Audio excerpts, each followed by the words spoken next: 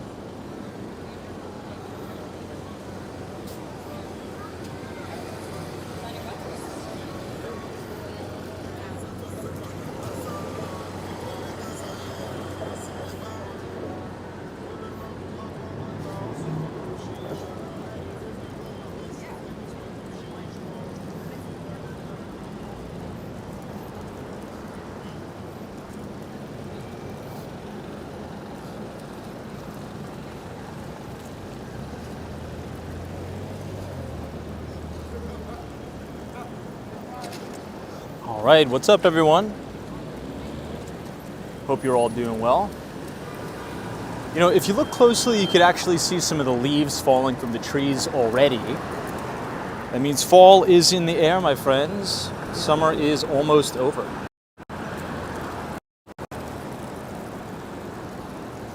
We'll get started here in just a moment. We're currently reporting live from the Upper West Side of Manhattan. We're looking at 15 Central Park West and the Trump International Hotel and Tower, 1 Central Park West, and the Deutsche Bank Towers. Beautiful, beautiful, beautiful night in New York. Now, I want to start off the broadcast tonight actually heading a little bit uptown through the Upper West Side of Manhattan, and I want to check out Lincoln Center. So, without further ado, before we get started, we will do our nightly audio and visual check. So if you guys can hear us and if we are also broadcasting in 1080p, just give a thumbs up in the chat and we'll get started here in a moment. West 62nd Street and Broadway, again overlooking 15 Central Park West and 1 Central Park West, the Trump International Hotel and Tower. It's going to be a busy night too, everyone. Just to forewarn you, this is it's going to be one of the busiest weekends throughout the entire year in New York City. This week has been very busy here because of the UN. The UN is going on right now.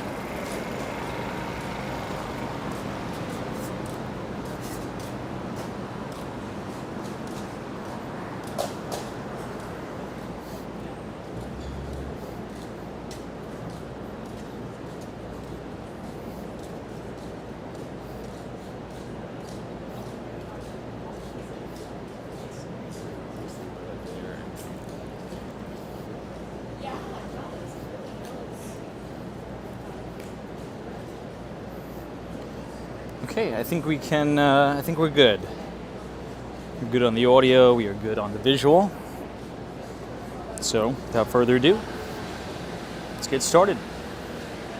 Well, good evening, everyone, and welcome back to Walks and Wall Street. Today is Thursday night. It's roughly 9:09 p.m., and it is September 19th of 2024. Now, as we all know, yesterday was the big day on Wall Street. We heard from Fed Chairman Jerome Powell at the conclusion of the FOMC meeting, in which case the Federal Reserve went big and cut the Fed funds rate by 50 basis points, or half a percentage point. Now, if you remember correctly, originally the first move, I should say, the market really kind of sold off across the board.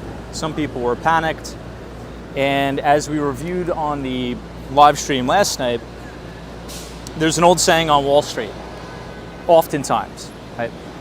And it's that the first move after the Fed's decision is usually the wrong move. Right now, it's not an exact science, but that is usually what happens, right? Traders say the first move after the Fed decision with the market, if the market goes up or down, usually the day after, right? 24 hours, 72 hours after, that's actually the right move. And today, the market performed really, really well. The S&P 500 reached new all-time record highs, closing at 5,713. The S&P 500 was up just shy of 2%, massive day in the market. Now, if we go over to the Dow Jones Industrial Average, or the DJI, the Dow was also up just over 1.25%.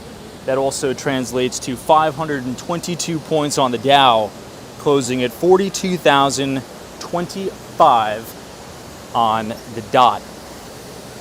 Last but not least, we'll go over to the NDX, which is the NASDAQ 100. That also closed up over 2.5%.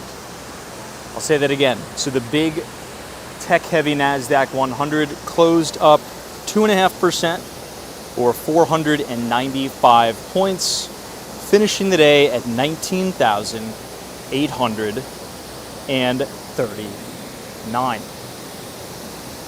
Currently, we are now at Lincoln Center. It is a beautiful night. If you look at the second balcony here, I'll zoom in really quickly. It actually looks like some sort of an opera or maybe a ballet is getting out. But one thing I wanted to point out really before we kick things off, just an overview of the general market. Yes, the market was up today. Very good day in the market overall. But if you look at the closes, right, I think it's just something we should be aware of. The S&P 500, the Dow, and the NASDAQ kind of closed off of its highs. So we didn't close at the dead high of the day or the dead high of the trading range. We actually closed mid-range.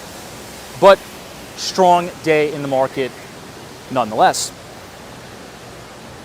All right, let me go ahead and see who we have in the audience. We'll do a quick lap around Lincoln Center and then we'll head downtown. We'll check out Broadway tonight. This building that we're looking at now is Fordham University. We actually explored this neighborhood in quite thorough detail last night. For anyone who joined us for that broadcast last night, we went through John Jay College of Criminal Justice, through Fordham University, all the way to the Hudson River, which I thought was quite nice, frankly put. So I see John in the chat. What's up? Alan, Professor Dario. Lance is joining us. Carl. Welcome, Carl. Thanks for joining. Doc Sevens is NVIDIA up 4%. Indeed it was. Good to see you, Doc 7. Maria Esmeralda 2548, always a pleasure. David, New England Crypto, what's going on? Bitcoin caught a little bit of a bid today as well. We will talk about that. Michael G, this is great stream last night. Tom, thanks for the Pier 1 shots. I'm kind of happy and I'm really, really glad we went over there. Mainly because we never really go over there anymore. This is a cool view of everyone hanging out on the balcony, right? Look at that. Almost kind of reminiscent of scenes from the movie The Great Gatsby a little bit.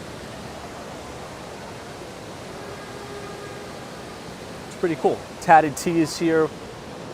Welcome, welcome everyone. But I want you guys to take a look at this beautiful chandelier. I mean, the detail in here is incredible.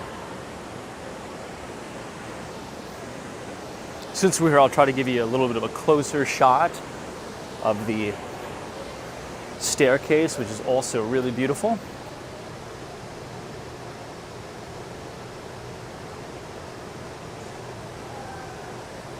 I've never been to a show, a play, a ballet, or an opera at Lincoln Center. And I've lived here forever. I probably should do that.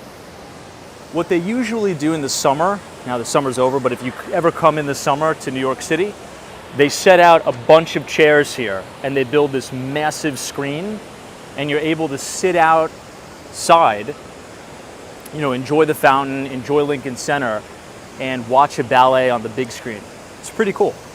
Very, very cool. That's one of the free things that you could do in New York City, which is great. Hey, Jessica's here. What's up? Jen Claus, thanks for joining us. Always a pleasure.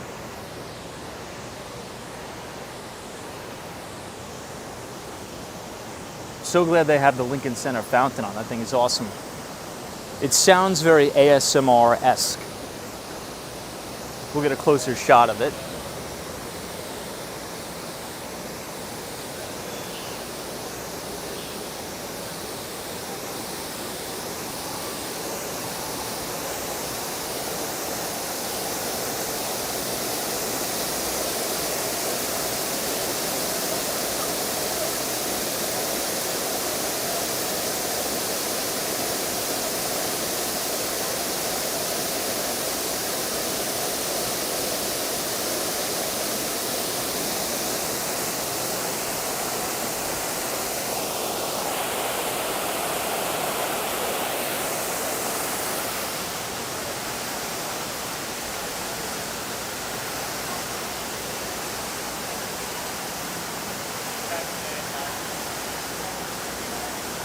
Professor Dario. This is the sound of my mic is excellent. I was watching some YouTube videos on how to properly calibrate the microphone, so I changed around some of the settings. So it should sound a little bit better than it did the previous weeks.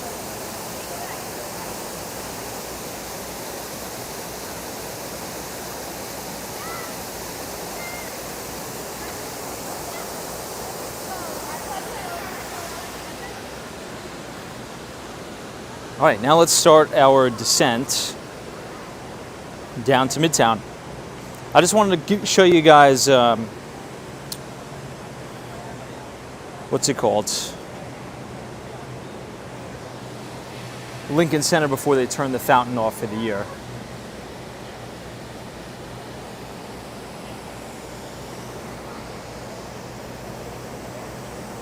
Now here's an interesting statistic I think you all would enjoy. Last year, the S&P 500 was up 24% on the year, massive year. 2023 was a great year for the markets. I'm sure many of you know that if you have a retirement account and if you have, you know, most of your portfolio weighted in US stocks, or maybe you just own an index fund like the S&P 500. You did really well last year, 24%. Now here's the critical point. So far year to date, for 2024, the S&P 500 is on track for another 20% gain on the back end of that 24% gain last year. Now, you know, there's still a lot that could happen. We're going into the election cycle, which is going to be in November. That often causes a lot of volatility.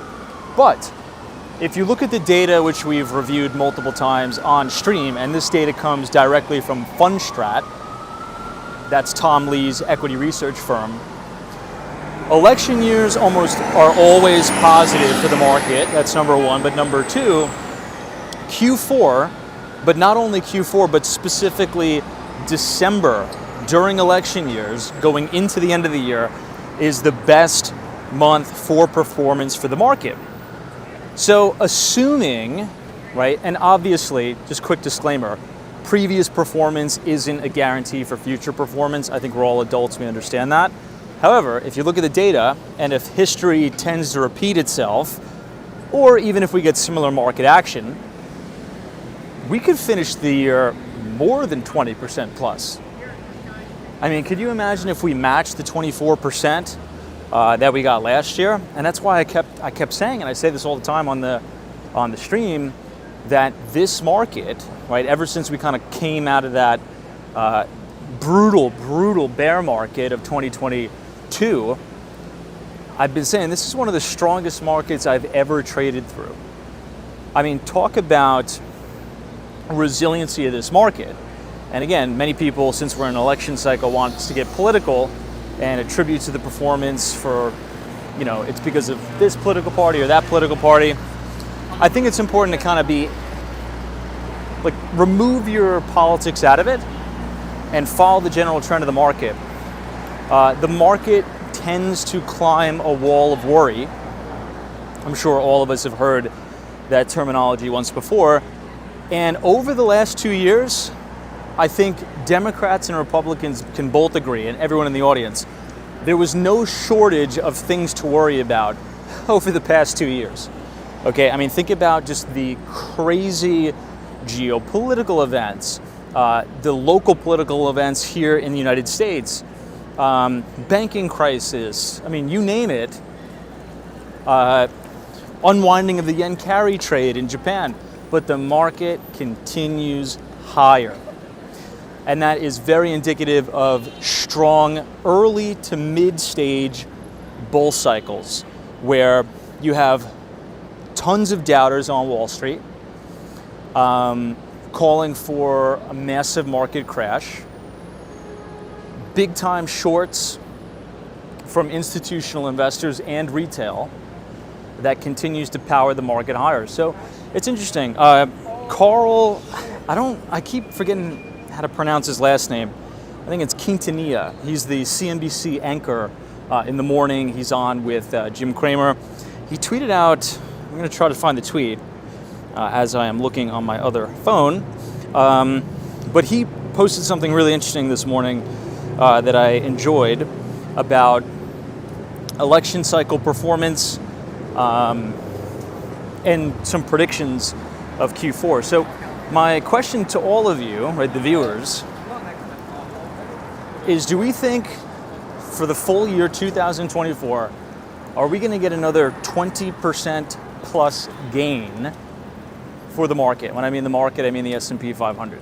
Do you think we're going to be up 20% again for 2024? Let me know in the comments as we're panning up to 15 Central Park West, where many of the Wall Street bigwigs just so happen to live. New England crypto, this is praying for a December/Christmas pump for sure. Yeah, the classic Santa Claus rally, also known as window dressing. New England crypto says 2025 is when the market explodes, in my honest opinion, at least for crypto, etc. Now, when you say explodes, I think I know what you mean, but maybe just clarify for everyone else. Exploding to the upside or exploding and as a negative connotext. I believe you mean positive, in which case I would have to agree with you specifically as it relates to cryptocurrencies in Bitcoin, but specifically Bitcoin. I think I agree with you there. New England crypto says face melting gains. Indeed. Sam says 24% in 24. I mean, that's just unbelievable performance. Unbelievable performance, guys. Which ties into our conversation we had last night as it attributes to the extreme haves and the have-nots, right? We live in a very lopsided economy. We talked about the CEO of a lot of the dollar stores like Dollar Tree, Dollar General. They're saying consumer spending is very, very weak on the low end of the socioeconomic status in that market. But if you look at some of the earnings reports from LVMH, some of the luxury goods brands and the luxury dealers, here's another one we forgot to talk about.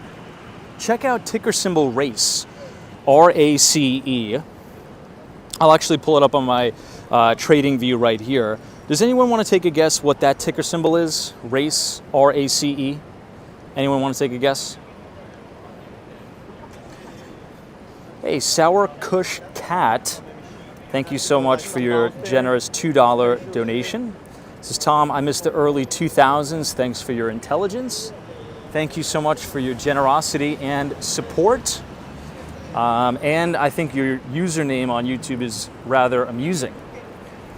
Sour Kush Cat. 1,100. Love that. We need. Jimmy B says Ferrari. Hey, Ken Brockton, what's up? Says Ferrari. Indeed. Yeah, so the ticker symbol RACE is the ticker symbol for Ferrari. And let me pull this up here. Look at the stock price of Ferrari, guys. Okay? This is from 2000, this chart, just to keep everybody on the same page, this is from 2023 till now. It's literally a straight line up and to the right. So, I mean, I don't know about you guys. I mean, I can't speak for everyone else in the chat, but I don't have that kind of money to buy a Ferrari, right? I'm not one of those Ferrari buyers, but it seems like there's a lot of Ferrari buyers out in the market over the last 2 years. So luxury brands are doing really, really well. I mean, wow, look at that. Even since IPO, pretty much, Ferrari's been up and to the right. So even when we have these recessions, so to speak, you could even go back to the 2008 financial crisis. Yes, that was very brutal and everyone got hurt, but the ultra high net worth, right, big family offices out there, generally pretty insulated from this. So when you're thinking about crafting a portfolio,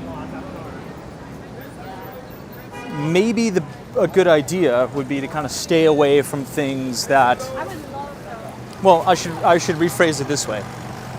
Go to where the market is healthy and where consumers are spending. And if you look at all the data, consumers are spending in massive amounts at the very top end of the market. We're now going to make a left and walk directly around the circle. At Columbus Circle here, you have a beautiful full moon. While we're waiting for the light, I'll catch up on some of the comments. Hey, Jen Claus, what's up? Brad's Brains, Tom, did you see what Palantir said on CNBC today? I did not see what he said on CNBC today, but I did see that the CEO of Palantir let rip of about, I think, $500 million worth of stock. Now, I don't pay too much attention, Brad, to insider sales. I put kind of more weighting on insider buying, but I think he did sell about $500 million worth of stock. This is a pretty good shot of Billionaires Row here.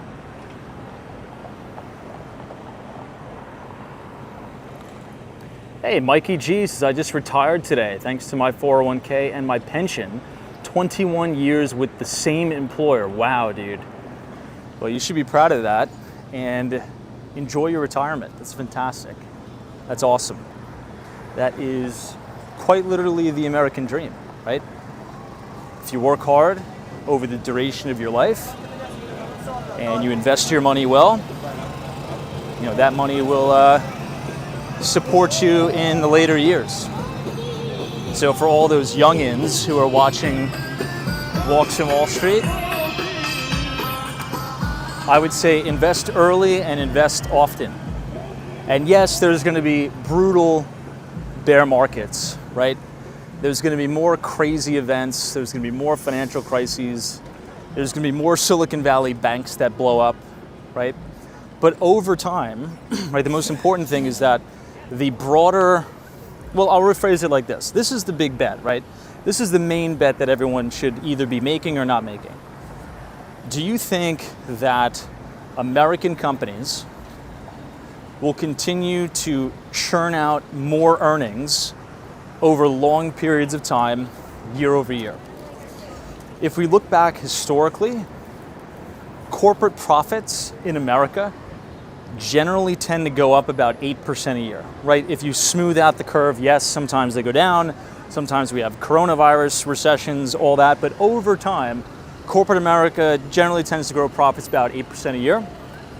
Peter Lynch brought this up in a really good speech. I think he was actually addressing, I forget what it was, but it was on C-SPAN. You could look it up on YouTube. So that means the market really ought to double every 10 years, right? So if you're 20 years old and you're putting away, $1,000 a month, maybe you close a few big deals, you get some few big chunks of money, and you put it away. I mean, by the time you retire, let's say if you're late 60s, early 70s, you're going to have a lot of money. You just got to trust the process. You have to trust free market capitalism, individual freedoms, what we have here in the United States. And that system allows for absolutely massive wealth creation for all. Yes, does it get out of hand sometimes where we have ultra mega, billionaires, the two-tiered society that we talked about? Yes, it does get out of hand. But if you take an example of Jeff Bezos, for example, right? He was the founder of Amazon. He's no longer the CEO. Don't quote me on the exact percentages because it may have changed, because Jeff Bezos has sold a bunch of Amazon stock recently to invest in Blue Origin, which is the competitor to SpaceX. But I still think Bezos retains about 11% ownership of Amazon. I think. It's either 10 or 11%, maybe it's single digits now. Anyway, that's besides the point. I think you guys get the point. But yes, that's one guy that owns 10%, but think about all the wealth it's created for other people. Not only employees of Amazon who are, making a salary, but people like you and me that have money in the stock. Or if you own the S&P 500 in a retirement account, Amazon makes up a pretty hefty weighting in the S&P. So that has directly benefited you as well. So I would say trust the system, don't try to fight it, right? If you fight the system, if you complain about it, you will get nothing. But if you embrace the system and you work hard, you will have a very good life here in the United States. That's what I have to say. You'll notice there's going to be a lot of traffic tonight. And I read an article in the New York Post. It was funny because yesterday we were talking about how expensive hotels were in the city. But this week, so from Monday all the way to Sunday, it's supposed to be the highest hotel rates in the city because of the UN meeting. It's pretty much going to be going on all week.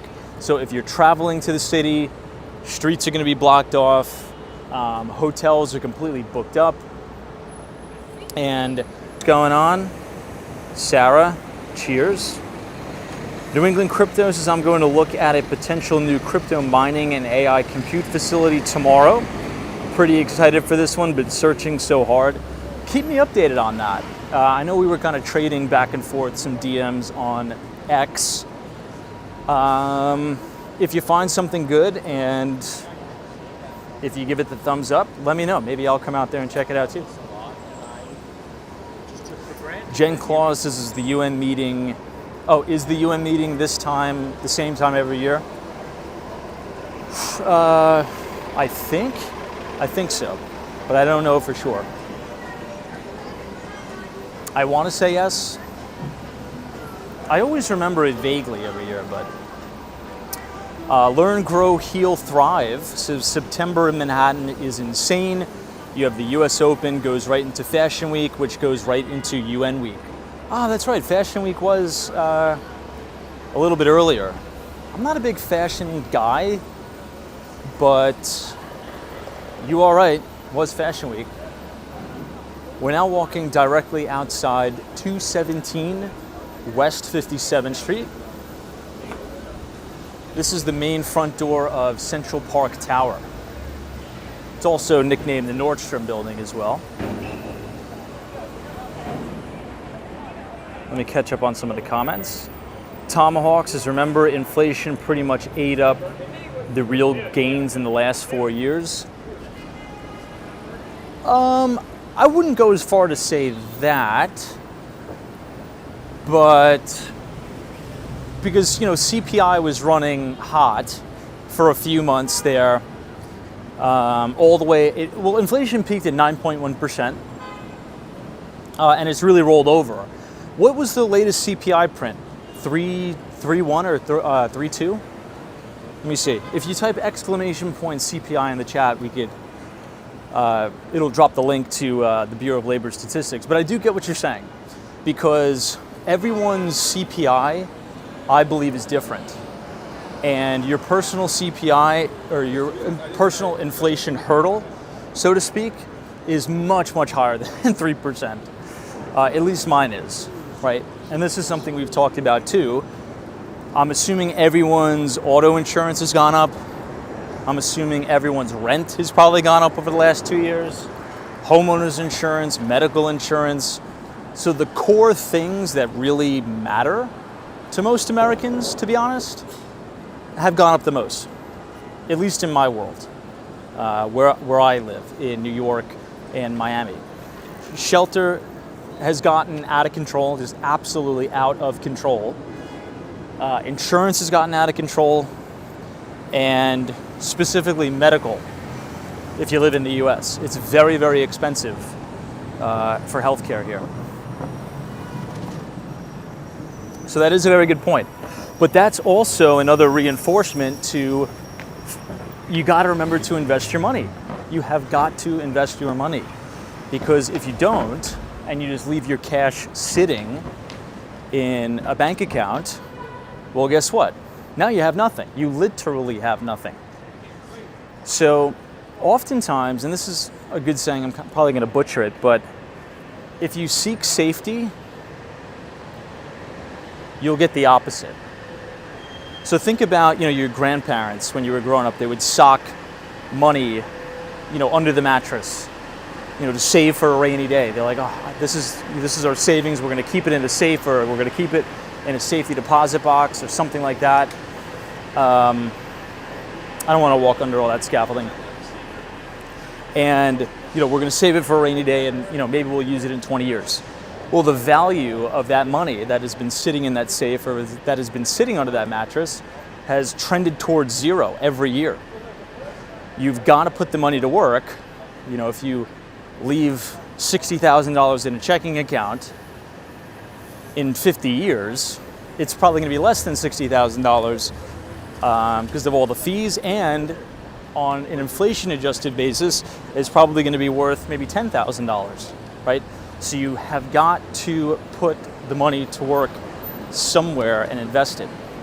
But the scary thing about that, which a lot of people don't like, is they have to endure volatility.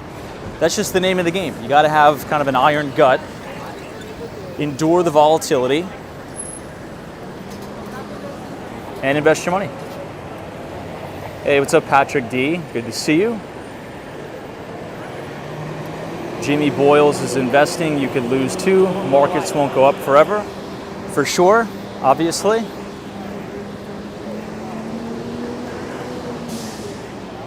That's kind of what we just talked about, right? There's always going to be 2008s. You're going to have more COVID crisis where the market drops 30% in 2 weeks. You're going to have more tech wrecks like we had at the tail end of 2021 when many of the high flyer software companies went down 90%. Like, people have to realize, and we've written about this multiple times in the newsletter, we are just coming out of that cycle, right? We are just coming out of that. All right, let's go ahead and head southbound here. We're just passing 57th Street, Billionaires Row. Maybe we'll go to 6th and a half Avenue tonight.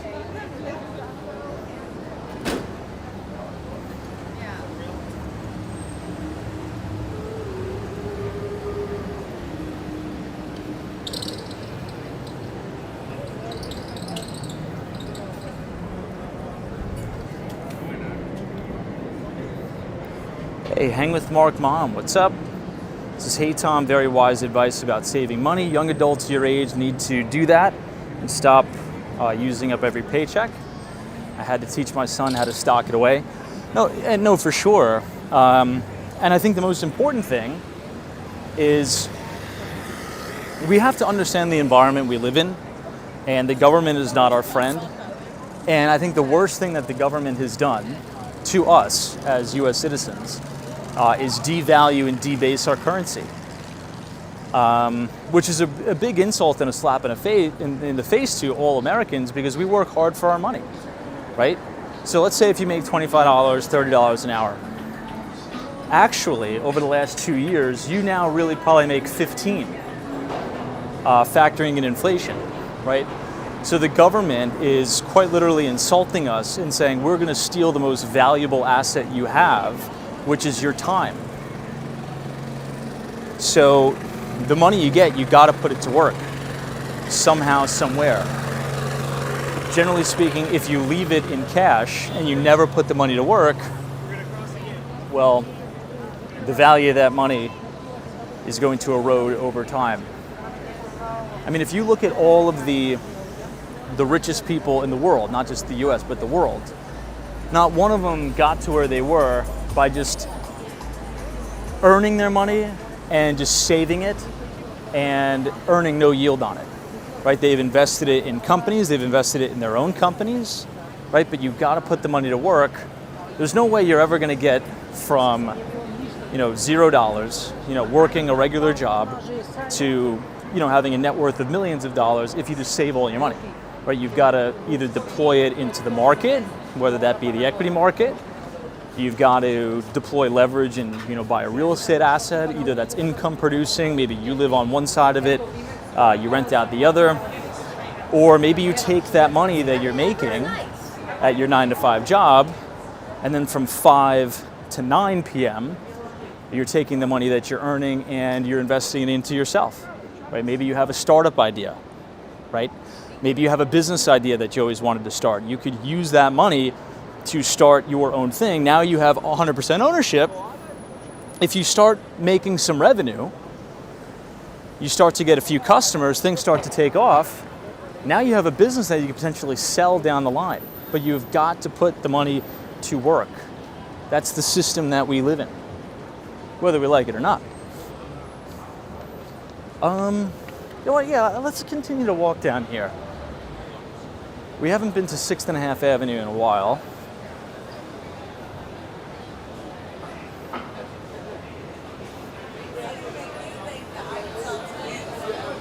Big task at hand is, but Tom, what if a crash happens? Well, crashes are where most people get extremely, extremely wealthy. Crashes cause mispricing in the marketplace. If you look what happened in '08, there was significant mispricing in the real estate market. People were able to buy really, really good assets from people who were just put in a really bad situation, right, that had to force sale, foreclosure.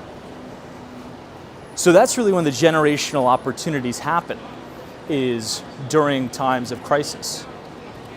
There's that old saying, buy when there's blood on the street. So over time, right, over long periods of time, if you're doing the right thing, if you're working, if you're earning income and you're investing your money, you're gonna be a part of a lot of cycles, a lot of business cycles.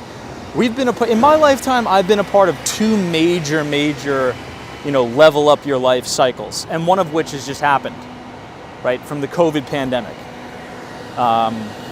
The first one, I would argue, started in 2013, 2014. If you were involved in the tech sector at all, right, enterprise software, I'm not saying just investing, but even if you had a job in tech, you've done very well. And usually these cycles happen once a decade, and there's going to be more, and it goes on forever. So when there's negative things happening, you kind of have to force yourself to have the mental fortitude to see through the fire, look for opportunities, dig your heels into the ground, be willing and ready to get punched in the face, because it's not going to be pretty. But you've got to stick to the fundamentals and buy great assets at discounts, and over time, you will do really well in this country. It's been like that since the creation of this country. All right, guys, look at how beautiful this place is. This is really, really unbelievable.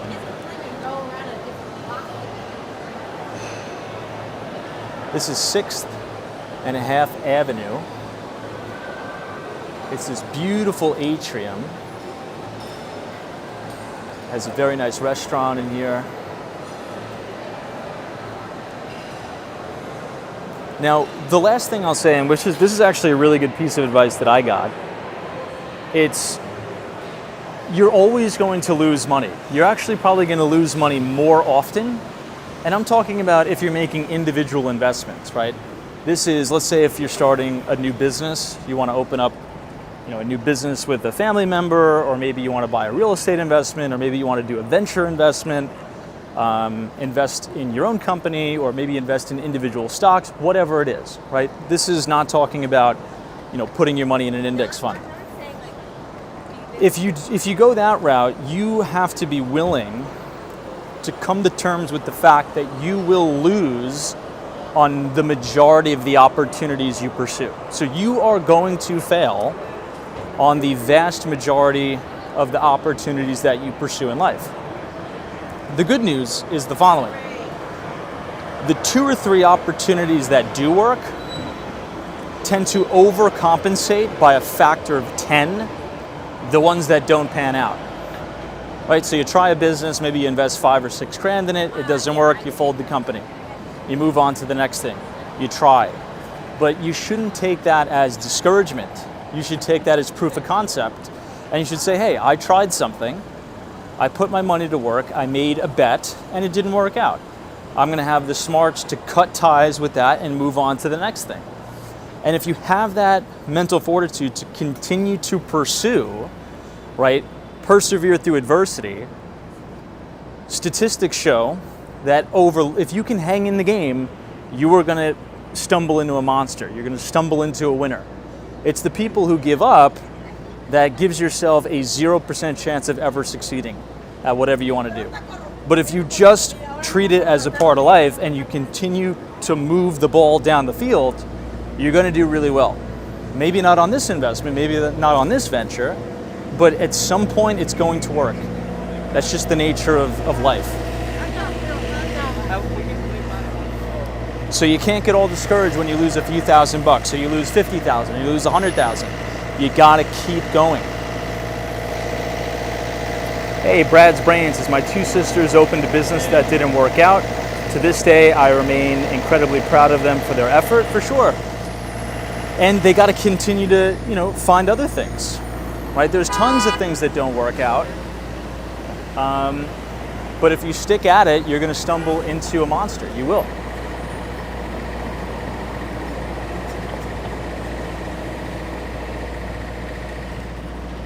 This is a pretty unique shot, looking all the way down 6th Avenue.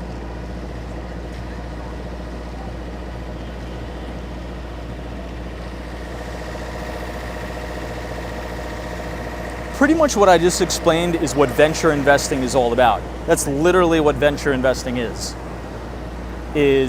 you make bets on very, very speculative companies. You don't know if these companies are going to work. If you're in venture capital, most of your investments are probably going to be zeros. You're probably going to have to do 100% marks on your balance sheet. But maybe you'll get a unicorn, maybe you'll get an Uber, right? Maybe you'll get a Salesforce. And it only takes one. You only have to be right once in this life. That's what's so encouraging. That's what's so great about free market capitalism is you really only need to be right once. That's what keeps me going at times. If I'm in a rut, if I'm getting kind of punched in the face at work or even in the market, right? It's like, dude, I only got to be right once. This is the restaurant at 53 West 53rd Street. Quite nice. Looks like a lot of folks are dining, enjoying their evening. Hey, Jay. Jay Frost is here. Good to see you. Peter says, it is so true in the biotech area. Oops, lost your comment. I may lose on 2 or 3 of them, but I hit on one of them to the tune of 25x, for sure. Hey, Trax 101 says, this is why I watch you. Love you, Tommy Boy. Appreciate it. Thanks so much. But it is true. It is true.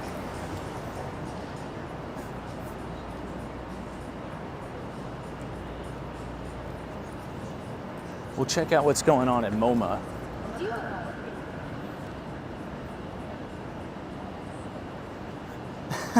David, it's like everyone's out celebrating the rate cut. Especially the commercial real estate guys and girls in Manhattan.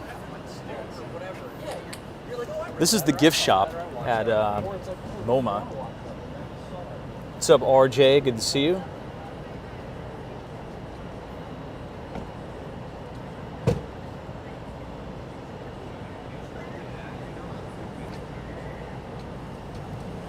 Out and About is back in the day, families helped other relatives out, especially Chinese families. In one house, there could be 2 to 3 families living together. They would pitch in to pay the mortgage. Out and About's comment is fantastic because the American culture, you know, and this is kind of going to be a little bit tongue-in-cheek because I think this is one of the things that really makes America like over the top and why we are so ambitious here is because the culture is really about individualism in the United States. Oh, look at this. This is the second night in a row we're seeing the NYPD mounted unit. Hey, hey. Man, those horses are crazy big in person. Imagine getting kicked by one of those things.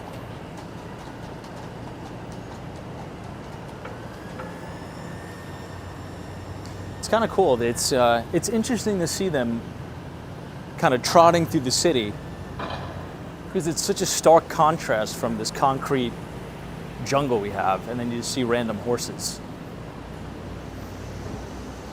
Learn to Grow, Heal, and Thrive says you will see a lot of mounted NYPD during the UN week. For sure. For sure. But yeah, kind of what that comment said by Out and About, it's very true. If you can, I think, again, one of the things that I think really propelled the US to have all these great companies is super competitiveness and really, really hyper individualism. But one of the greatest kind of wealth hacks, if you come from like a lower middle class family or something like that, and you have siblings that are of similar age, have very good relationships with your siblings. Because there's a lot of people out there that, you know, let's say, for example, you know, you're from the New York tri-state area, or you live in California in a very high cost of living area. And you have siblings, you know, you live close to each other, but one sibling's paying, you know, $3,200 in rent, you're paying $2,500 in rent, and then your brother is paying, you know, let's say, you know, $2,200 in rent. And everyone kind of lives in the same facility, and everyone's, you know, if you total everything up, the whole family as a whole is paying almost $10,000 a month in rent. It's crazy. But if you set up, like almost set up a family office right before you're wealthy and say, look, we're going to work together as a family here because it's a waste of money that I'm, you know, we live like 25 minutes away from each other, but we're all spending money on rent. Let's pool that capital, right? Let's save some money for 2 or 3 years, and then let's go out and let's say buy a duplex or a triplex where we have ownership of that asset. We control that asset, and I live on one side, you live on one side, and then you live on the other.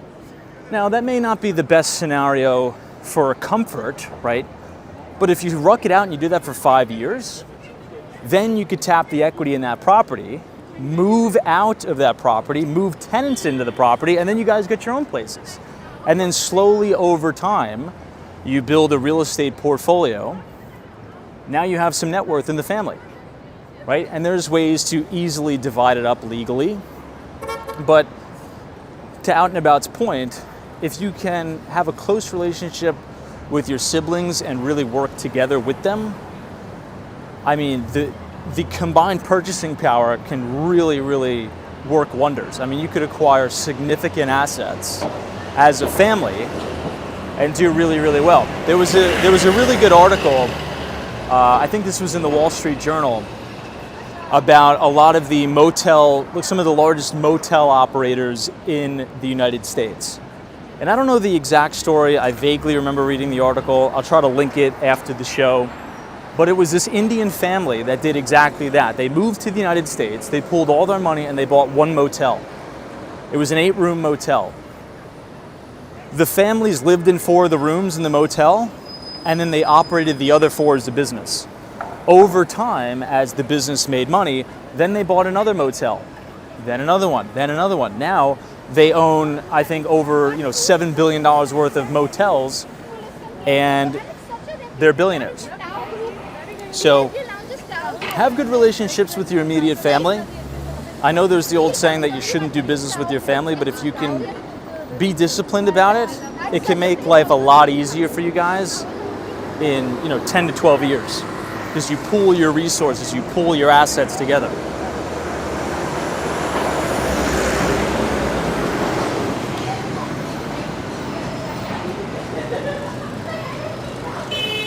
This is the University Club.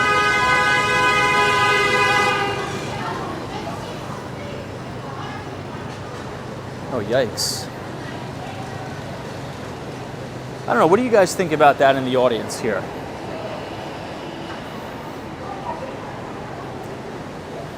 Doc Seven says that's the Patel story. I think you're right. I think that is. NBA Elias is Tom, similar to South Korean businesses. Doc Seven says, sadly, many families are full of envy and jealousy. That's what stunts wealth.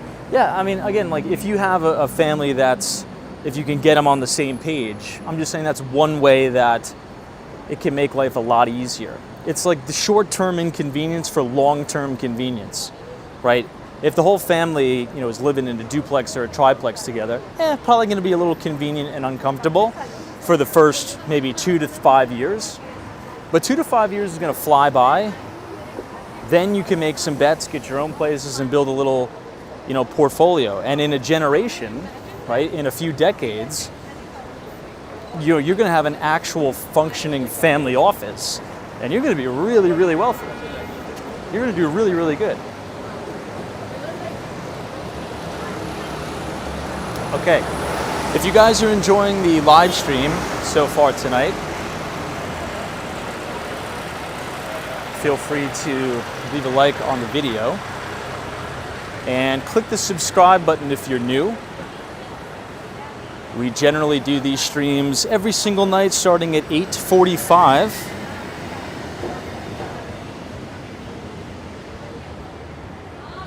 And we'd love to have you here.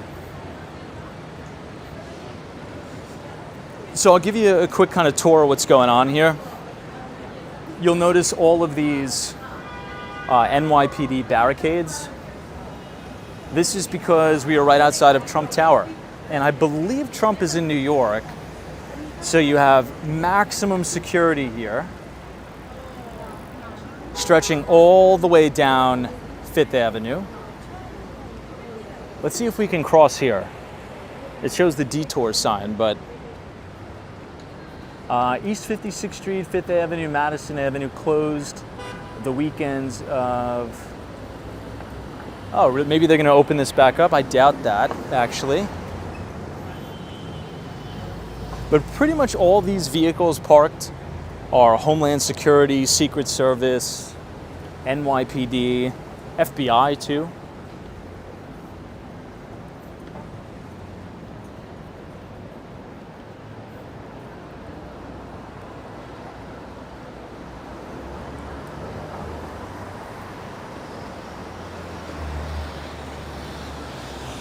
Hey, Brawlic Cavs, what's up? Middle-aged grinds is definitely many paths to wealth. Persistence pays off, for sure.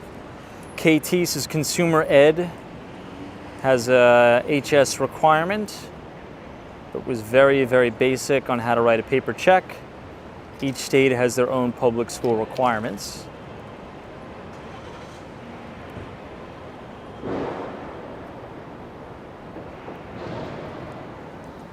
Hey, Trade Brigade, what's going on? Trade Brigade, thoughts on the market movements today?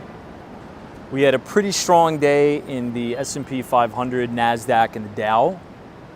NASDAQ 100 was up over 2.5% today. But Trade Brigade, I want your thoughts. And here's my question to you. Are you concerned at all with the close today?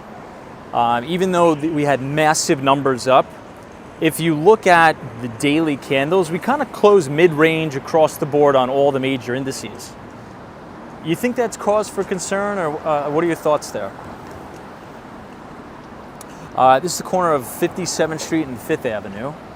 We're looking at the LVMH, Louis Vuitton store, and it appears to have scaffolding all over it, but maybe they're dressing up the scaffolding to be a little bit less eyesore-ish, I guess. This is a really nice facade here, the Crown Building. Look at how beautiful that is. It's insane. This is also the Amman, New York. Room rates at the Amman this week are probably $1,500 to $12,000 a night. It's wild. Hey, Trade Brigade says, I think the daily closes have been really weak now. 3 days in a row. Would love to have a higher low. Found to build a next base for sure. No, for sure. Yeah, the market, over the last few days, the market feels a little bit gappy, a little bit. But the percentage gains have been great. I mean, new all-time record highs pretty much across the board. Obviously, the NASDAQ 100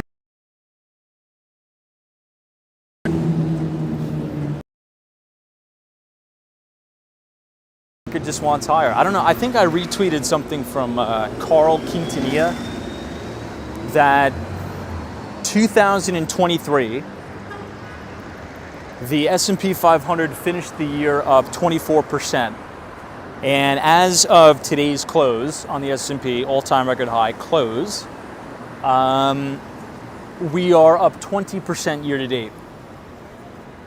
So assuming that we continue on this trajectory, I mean, there's still a lot of the year left, we could have back-to-back years of 20% plus gains on the S&P. It's insane. I mean, this has really been one of the strongest markets I've ever traded through. Now, my question is, I don't know, maybe going into the election, the ideal scenario for me would be we have some volatility around the election, right? Regardless of who wins, there's probably going to be maybe a week of chaos in the country. You're going to see protests. You're going to see, either the Antifa people or the Proud Boys people, burning cities mildly to the ground. It'll probably be that, in just all honesty, frankly put. That should send some gyrations to the market, and then everybody will get over themselves. And I think you'll have a very strong Santa Claus rally.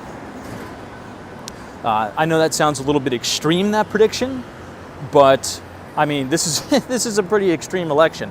If you think about what's been happening, I mean, we've had 2 assassination attempts. So, I mean, if Trump doesn't win or if Kamala wins, there's going to be some public outbursts on either side. I mean, let's just be honest. And I think that'll probably gyrate the market for a few days. Hopefully we get another correction. And I think you would buy that. I think that's a heavy buy into the end of the year. Again, all speculation, obviously. But, November is only quite literally a month and a half away. Hey, Jose says, hello there. Have you heard about a trading company called TradeFlex Global, which is in New York? I have not heard of a company called TradeFlex Global, in all honesty. Whoa, check out the Apple Store for the iPhone 16 launch.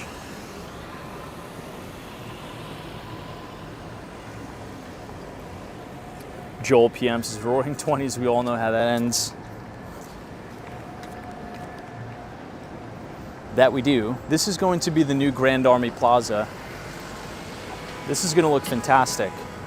And I'm so glad that they're redoing this, because believe it or not, this used to be the area where there was the most rats in the city by far, right here at Grand Army Plaza. You got these 2 Cybertrucks right outside of this Apple Cube that's now lit up. Hey, Trade Brigades, there's interesting headlines from T-Mobile citing really great demand, even though Apple direct demand wasn't noticeably great. It'll be interesting to see what happens. Now, what's going on with the new iPhone 16? the AI features are going to be temporarily delayed or something like that. So you're not going to be able to access most of the AI features right away. Something to that effect.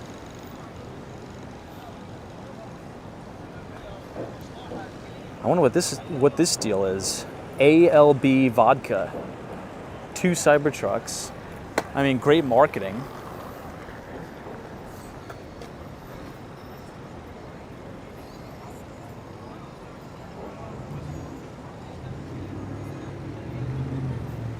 Pretty cool. Oops, hold on, I gotta text someone back.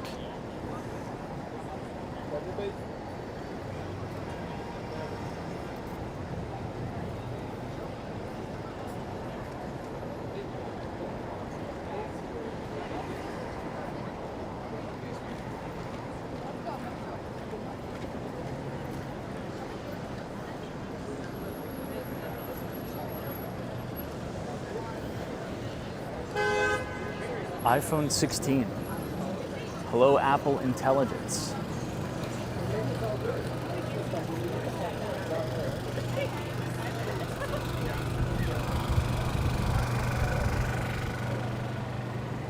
They're temporarily closed, it says.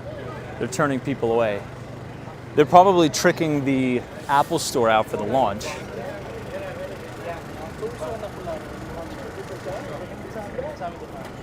Trade Brigades curious to see if i16 demand gets delayed until AI is in full force. Trade Brigade says yes, iOS 18 has AI or Apple Intelligence. Delayed reason for the gap down earlier in the week. Nice recovery though so far on the T-Mobile headline. I'm curious about the iPhone 16. I'm probably gonna watch a lot of the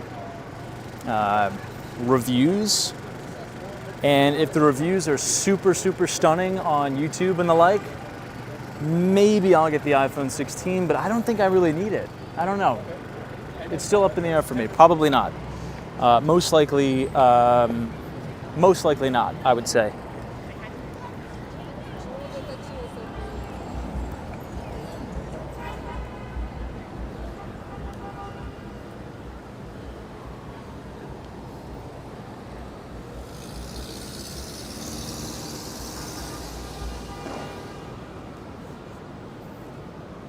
We'll go around the back side.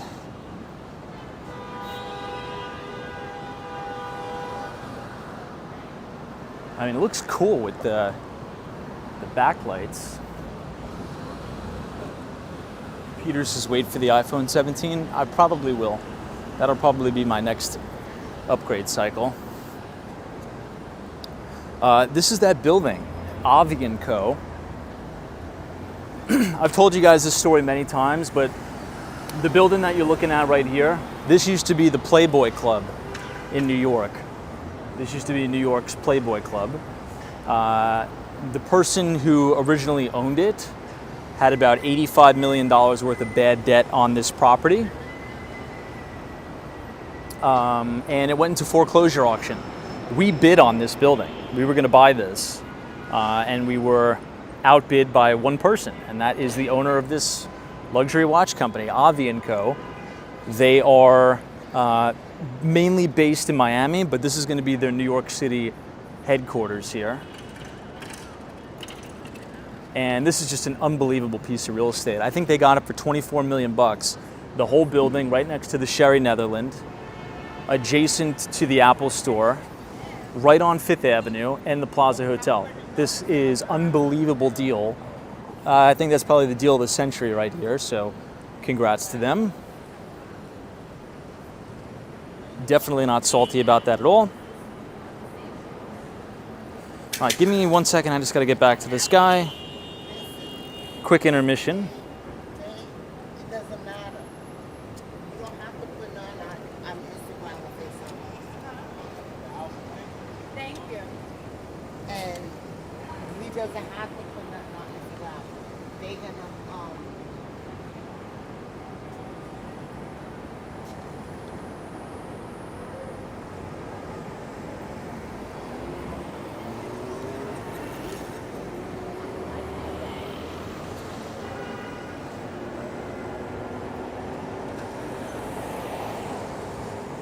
IPDS's Avi is actually based in New York City with branches in Miami and Aspen. Oh, really? I thought they were based in Miami for some reason. But anyway, this is going to be a fantastic location. Now, originally, if you look at the plans of the building, it's 2 retail fronts, so it's actually a stacked retail development, and there's 8 offices. What we were going to do is we were going to keep 2 retail, and we were going to convert the 8 office into condominiums, and they had air rights to put 2 more additional condos next to the Sherry Netherland. And I think they would have sold really, really well, but that is also a great office headquarters, and I think they'll kill it because look at all the luxury retailers you're next to. And I think you're next to Dior right here. And Plaza Hotel is a 5-star hotel. Sherry Netherlands is a 5-star hotel. You have Trump International Hotel and Tower, Ritz-Carlton. What else you got? You have the Park Hyatt. Those hotels do really well, and the average room rates per night are over $700 a night. So those are automatic customers for high-end jewelry. So that is a money spot there. Fantastic spot. And I think they're going to do well.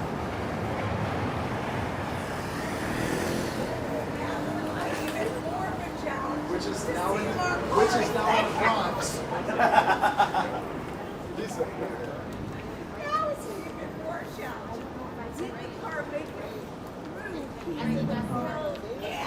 I want to take you to the Upper East Side a little bit.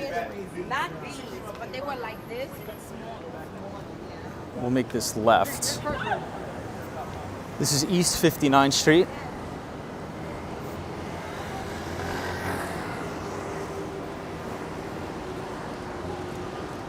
Two more blocks up.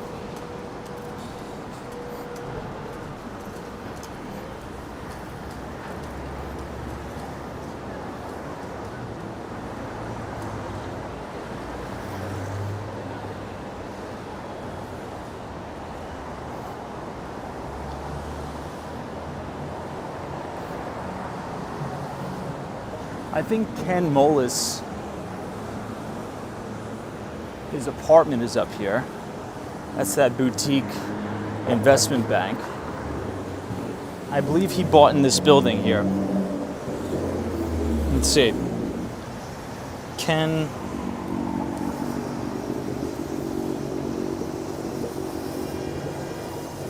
Yeah, this gentleman.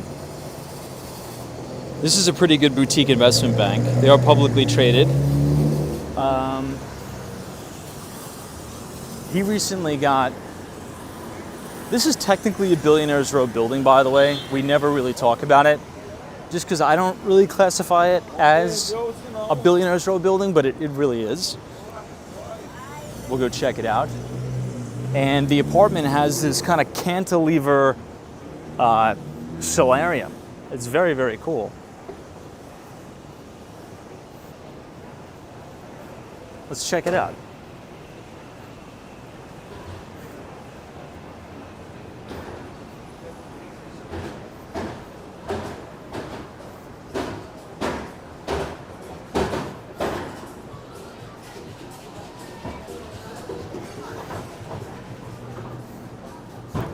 I've eaten at this restaurant before. It's very good.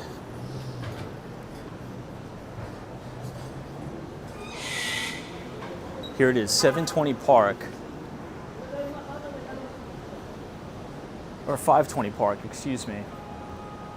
It's very similar, everyone, to the facade at 220 Central Park South. Doesn't it kind of remind you of 220 Central Park South a little bit?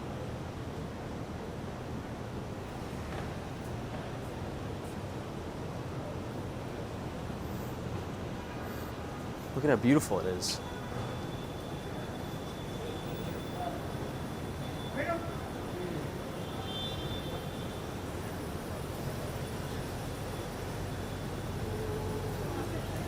The inside's unbelievable. Beautiful.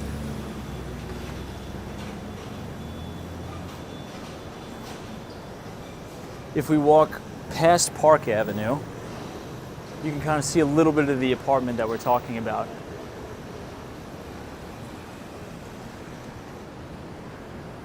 We'll walk over a teeny bit more.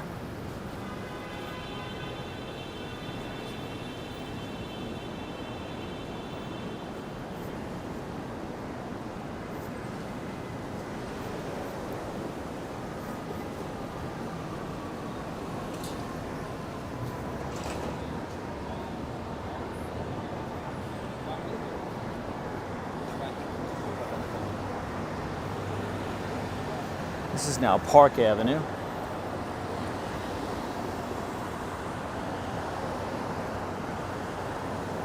Mikey G, they actually took down most of the outdoor dining areas in New York City.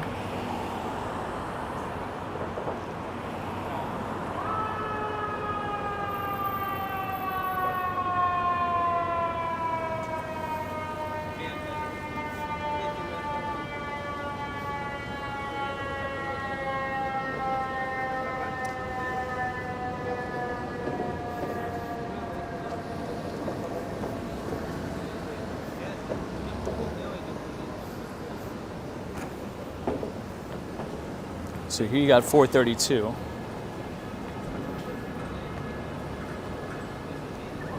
And that's some other news. This is the Four Seasons Hotel that was closed down during the pandemic. I believe it's open now. But that's his apartment, I believe. This one all the way at the top.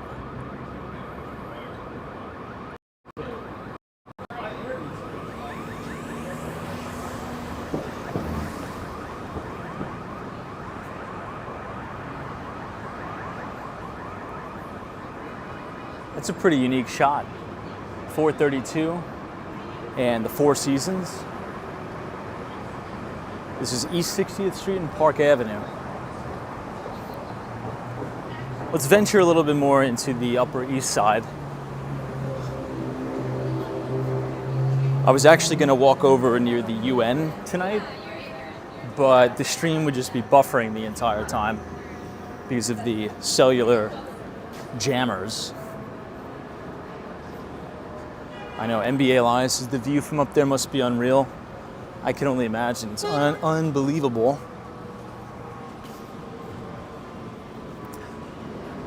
You know, in talking about Lower Manhattan, we have a really nice listing at 5 Beekman Place.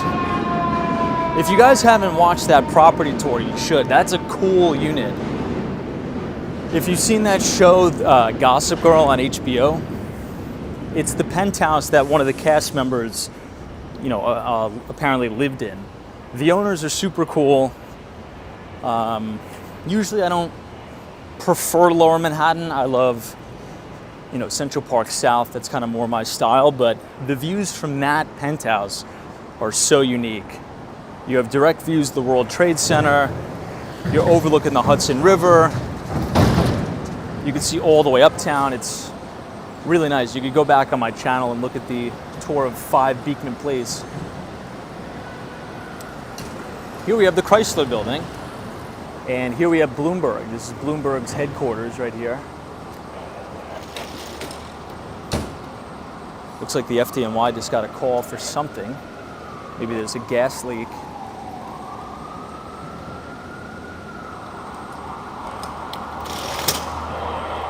Maybe there's something wrong with the subway. Maybe like a medical emergency on the train.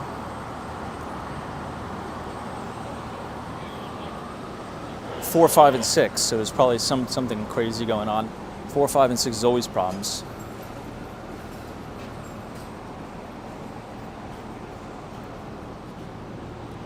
Wow, NBA Lias says Wikipedia says Orlando Bravo purchased a unit at 520 Park. He has pretty good taste in apartments. It's a nice building. Ah, here it is. All right, so check this out. It's the top. It's essentially the entire top box, if you look it up, and I mean, just unreal views.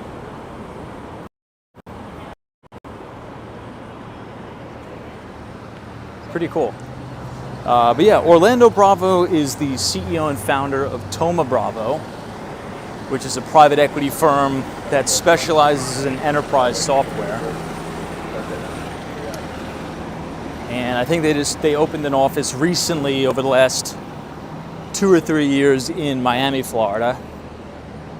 And I think they closed down their shop in San Francisco. This is Bloomingdale's.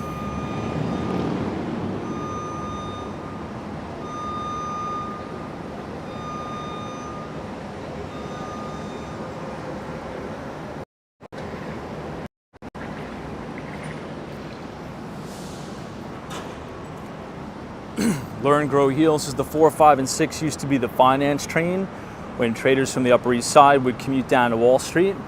Not anymore. Well, this is one of the main reasons why, and I think I told you guys this yesterday. This is why I like the Upper West Side better than the Upper East Side, right? Because for whatever reason, East Harlem is rough, okay? East Harlem is very rough. And there's a lot of bad actors there, okay? I know I'm not supposed to say that, but I'm gonna say it anyway. It's true.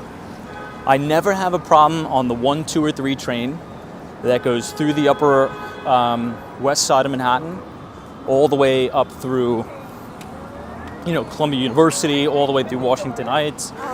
2, 3, cuts over, then goes through Central Harlem, but you get what I'm saying, right? One train goes all the way up to Van Cortlandt Park. Never have a problem. It's the 4, 5, and 6 always have a problem. So the theory is if you live even in a really nice spot on the Upper East Side and you take the 4, 5, and 6 train, you always get crazies. I was just in a horrible predicament yesterday, bad. Crazy guy comes on the train, quite literally stabs some guy, unprovoked, shuts down the whole train. EMS had to come. And it's always the 4, 5, and 6. I'm like, I can't, it's crazy. The city's got to do something about the skells that ride the 4, 5, and 6 train. It's overwhelming. I don't know what it is. I'm not sure if anyone else in the audience is from New York. Maybe you have a different experience than me, but I never have a problem on the New York City subway, ever, except when I take the 4, 5, and 6. I don't know if it's my bad luck, but you could take the 7 train, no issues, perfect. You could take the 1 train, no issues, perfect. 2 train, 3 train, all of it. NQR, all perfect. When you jump on the 4, 5, and 6, I mean, it's like going in Ramadi. It's crazy.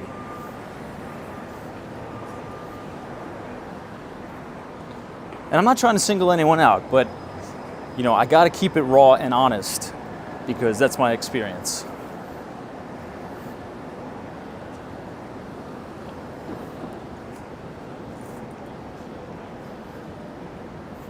This is an awesome view of the spire of the Chrysler building.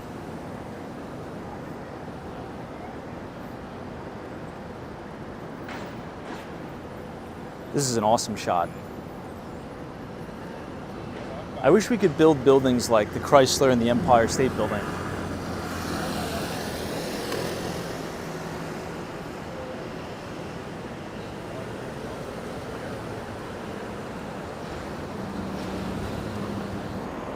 No, I agree. Yeah, learn, grow, heal, thrives. It's ethical to do the right thing and warn people. For sure. It's just the rules and regulations as it relates to the New York City real estate market, if you're selling real estate, are very, very strict. You're not even allowed to talk about schools. You're not even allowed to say if one school is good or one school is bad. It's very weird here, okay? But, you're not allowed to say, you're not even allowed to talk about the safety of neighborhoods, which is crazy. But look, I mean, I can't lead my client. That's one thing I won't do. I don't care. I can't mislead clients. I'd rather not make any money. I'd rather make no money, but have my ethics intact. That's really how I feel.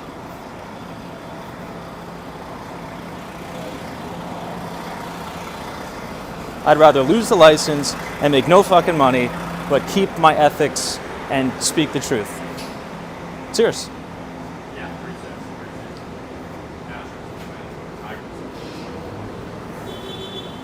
All right, let's get back onto Park Avenue and we'll check out the Aston Martin showroom.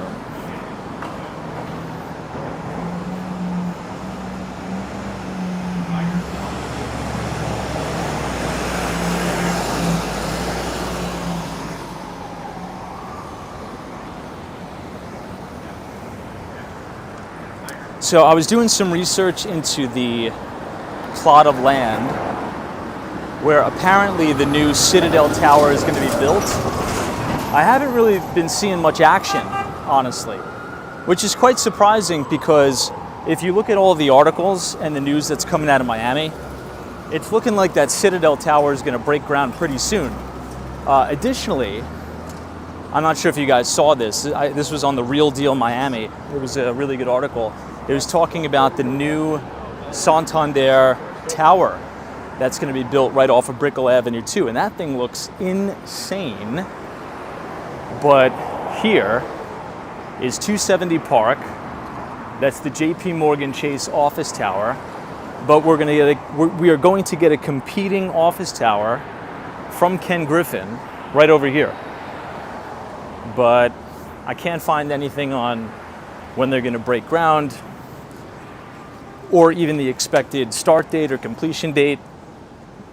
So far, Citadel, New York City is in a temporary headquarters right across the street from us, right here. Which this is one of the most state-of-the-art office buildings in the entire country. It's fully green, super modern. The address is 425 Park Avenue. And if you go on YouTube and type in 425 Park Bloomberg, there's a Bloomberg like mini documentary series on the building interviewing the developer. And it goes into just how advanced and high tech and economically, well, I should say environmentally friendly the building is. You can see at the front there, it says Citadel and Citadel Securities.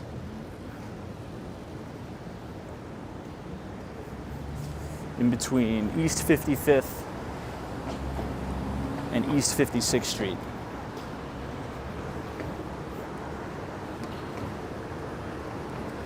This is the view I was talking about, everyone. Look at that.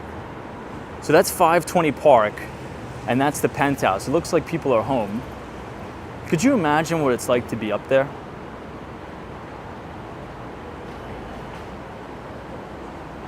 Amazing.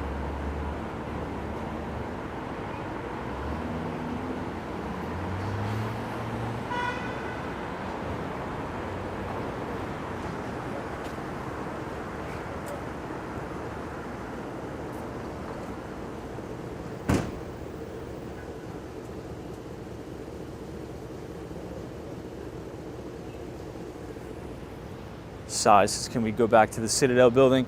Yeah, I'll cross the street so you can see it a little better. I think this is supposed to be the site. I'm not 100% sure, but I think this is it. Doesn't look like too much movement.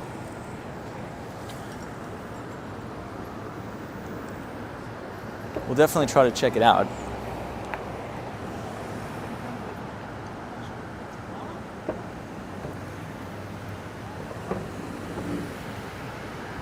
Since we're here, we might as well go to JP Morgan Chase.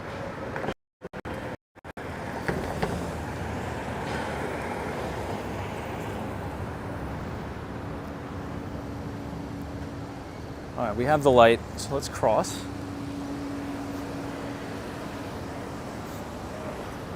I think I'll be able to get you up and over the fence. Unless they... no, there's a little opening. Here, let me know what you guys see over here. It's just a big pit, right?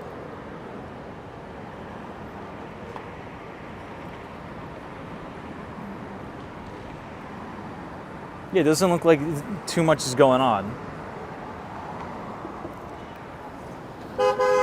Someone says it looks like...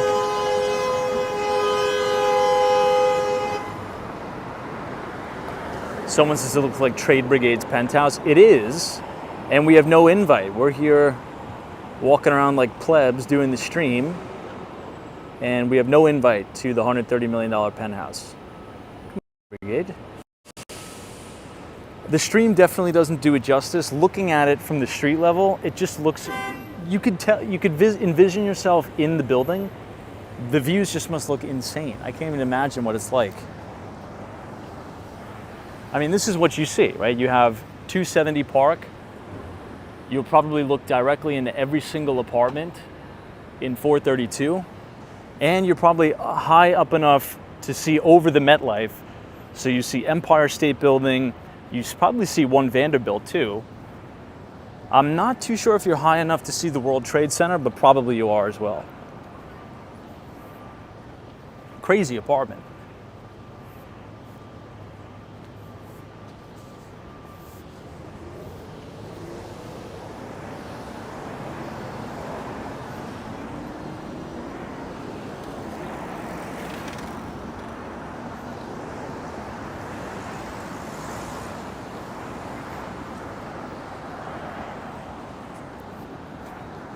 I like the inside of the lobby at 399 Park. It's very classic Park Avenue. You'll see what I mean in just a moment. So looking into the lobby, 399 Park, this is like quintessential Park Avenue. Like very simple, super subtle.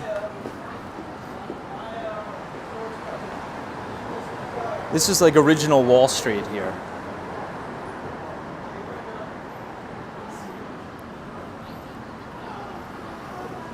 Crown moldings, nothing too like super gaudy, but just like a classic feel.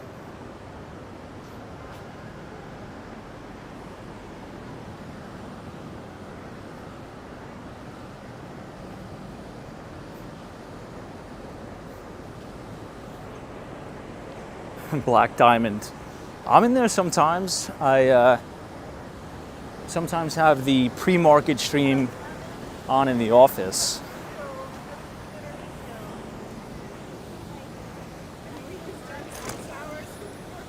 I pop in the chat from time to time. That guy was flying on that electric scooter. People got to be careful in this city on those electric scooters. I've seen massive, major crashes on those, but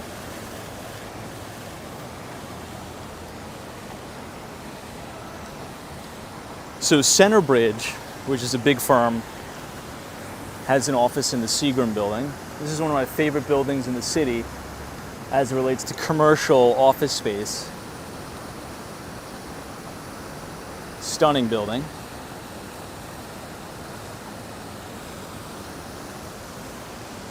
And Blackstone is right here. Blackstone CEO and founder Stephen Schwartzman. If you want to read a really good book, I think I've recommended this before. If you're interested in working on Wall Street or you want to be in private equity or whatever, check out Stephen Schwartzman's book that just came out maybe 2 years ago. It's called What It Takes. And it's essentially the entire story of how Stephen Schwartzman built his firm Blackstone from the ground up into the trillion-dollar behemoth that it is.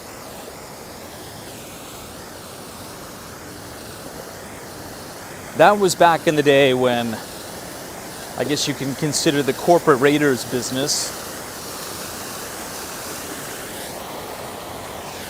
leverage buyouts or LBOs.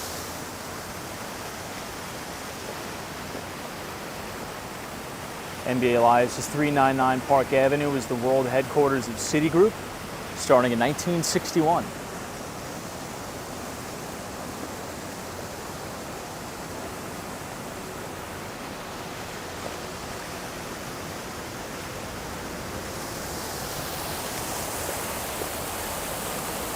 Now Evercore, a lot of the boutique investment banks are over here too. BlackRock used to be over here, but BlackRock has since vacated the east side and they have an unbelievable office at the Hudson Yards. I think the exact address is 50 Hudson Yards. And that's been happening a lot because these are older buildings.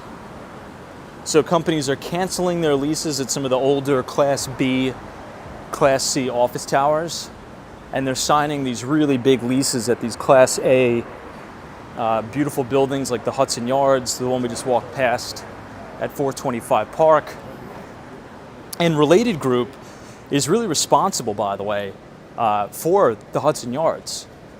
And we're probably gonna have to go back there and do a few more live streams, and I'm gonna film some standalone videos kind of explaining the exact deal structure of the Hudson Yards and Hudson Yards Part 2, because there's gonna be a completely second addition to the Hudson Yards that may include a casino, a public school, 2 more hotels, and housing, luxury condos. And if you go to the, I should say, the westernmost side of the Hudson Yards, where you have the Hudson River, like literally right on the Hudson River, before you cross the West Side Highway, there's that new section of the High Line, and right in front of that is where those buildings are going to be placed. So that's where they're going to break ground on those new buildings. It's going to be cool. It's going to be a completely different city over there, Hudson Yards.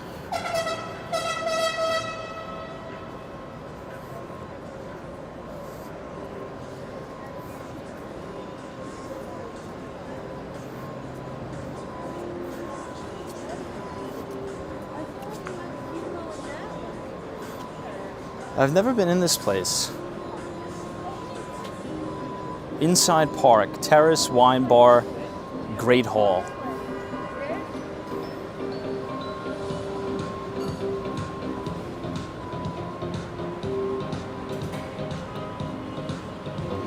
Let's see if they yell at us if we just take a peek up here.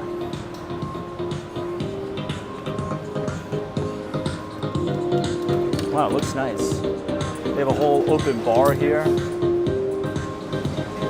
Maybe the venue to the back too. And this really nice patio.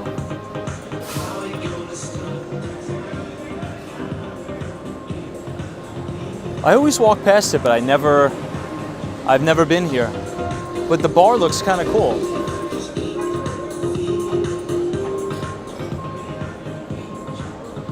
This place probably is booked out all the time because you literally have all the major investment banks, hedge funds, family offices, and after work they probably have a bunch of corporate outings, happy hours here. It's called Inside Park at St. Bart's. St. Bart's. Yeah, it is kind of a cool vibe for sure. Let's see what they got. Let's look at the menu. I don't know if you guys could read that, but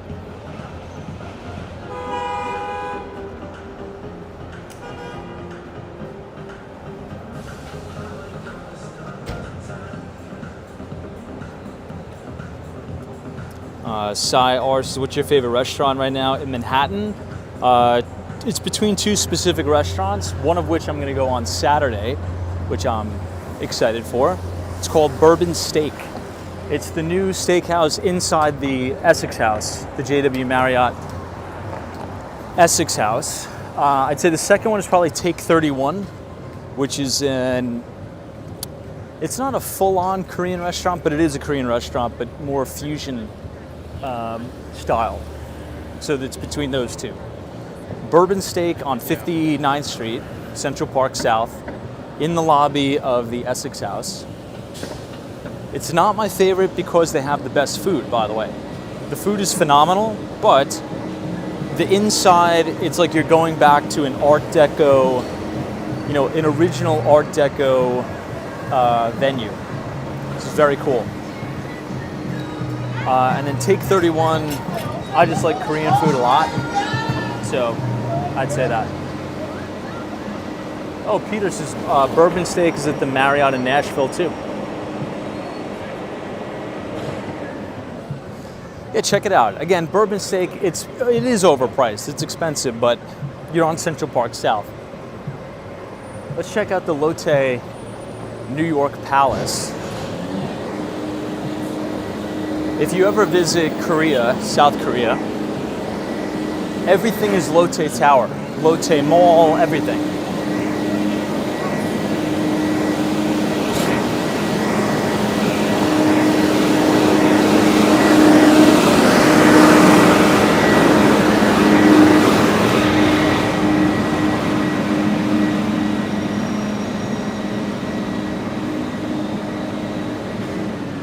Hey, Emmanuel.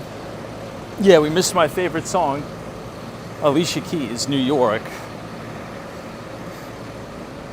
I have that song on repeat in my office, for sure. Now, pretty soon, it's going to be the holidays. It's going to be Christmas, and this hotel, I think, wins #1 for holiday decorations.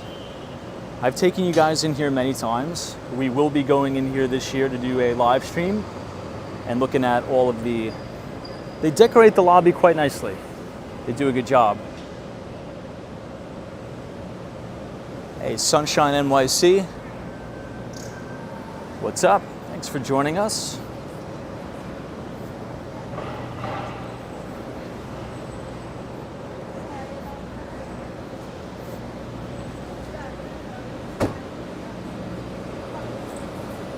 Look at how beautiful the moldings are in here. It's unbelievable. Hey, Room C. What's up, Tom? We were both right on our guesses of the 50 basis point cut. I know, right? Now, to be fair, my guess was kind of a meme just because everyone was saying 25 basis points. I kind of lobbed up 50 basis points, but yeah, you're right. And it seems as if the market is reacting very well. S&P 500, NASDAQ, or I should say S&P 500 and the Dow, new closing record highs today. NASDAQ 100 was up 2.5%, but as we kind of talked about at the beginning of the stream, everything kind of closed mid-range. But I mean, this market is, I mean, unbelievable. I mean, it's just been really, really great. And it goes back to our conversation of investor sentiment. When we had that mini flash crash about 3 weeks ago, we were getting berated by everyone saying, this is it, this is the next '08 crash, you were wrong. And the bears get caught on the wrong side of the market again. So we'll see what happens when we run into the election, but 2023, full year returns for the S&P was 24% on the money. And so far this year, we're ringing the register with a 20% return on the S&P. So we could get back-to-back years of 20% plus returns on the S&P 500. Not to jinx anything, because the year is, you know, far from over. But according to Fundstrat, Tom Lee's company, during election years, Q4, specifically December, is the strongest month for the market.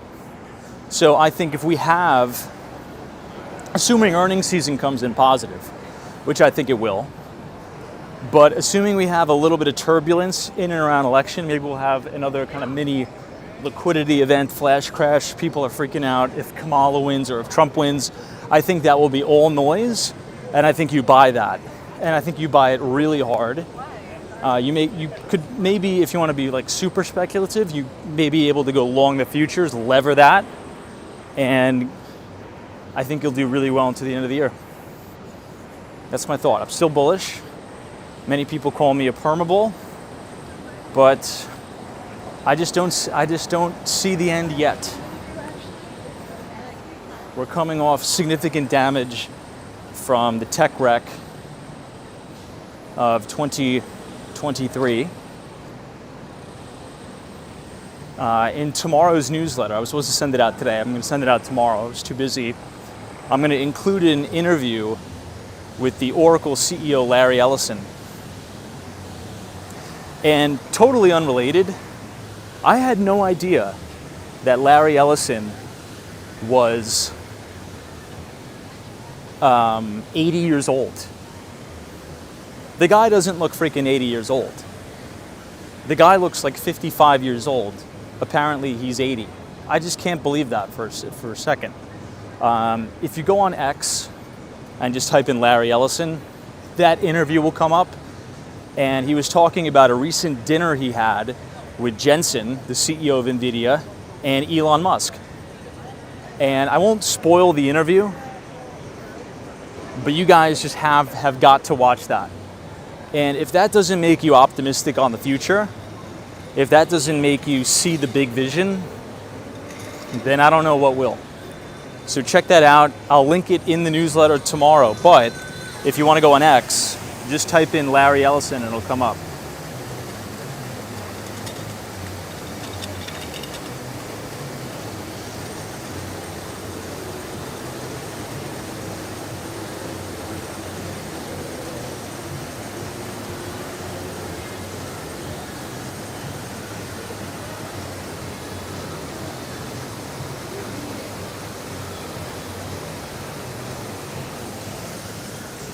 Lost not yet found. This is government spending bill coming up. Look what I found. Maybe this will be a prediction for the upcoming election. I found a Harris Waltz 2024 pin. I'm gonna keep it. Maybe this is saying something. Maybe this is a trade signal, one way or the other.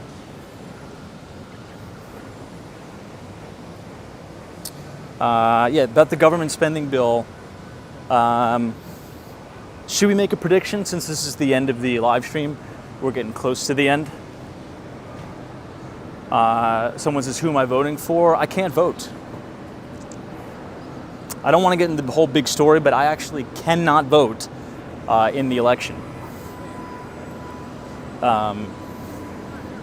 Yeah, finding the pin on the ground wasn't to say vote for Kamala Harris or vote for Trump. I don't care who you guys vote for. I honestly don't. It's America. Everyone can vote for whoever they want to vote for. If you like Kamala Harris and Waltz, hell, vote for him. If you like Trump, vote for Trump. Who cares? Who cares?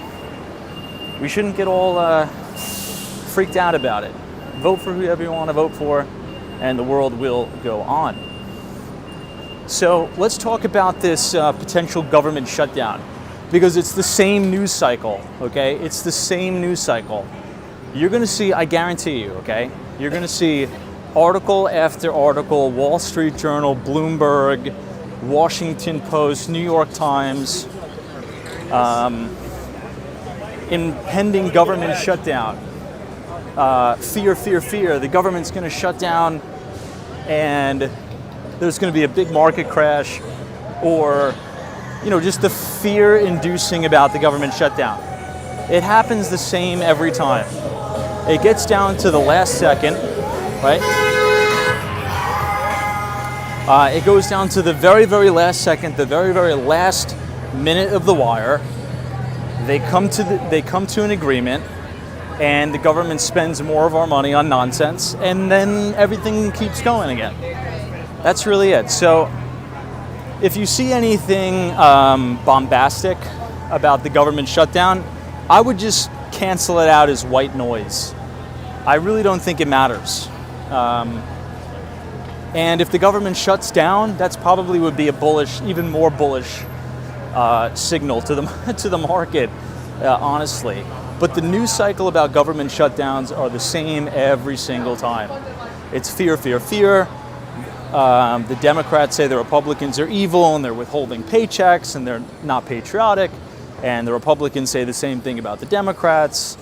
And that's it. Then everyone spends a bunch of money that we don't have, and the cycle goes on. That's really about it. I would like to see what gold is doing. My phone did die.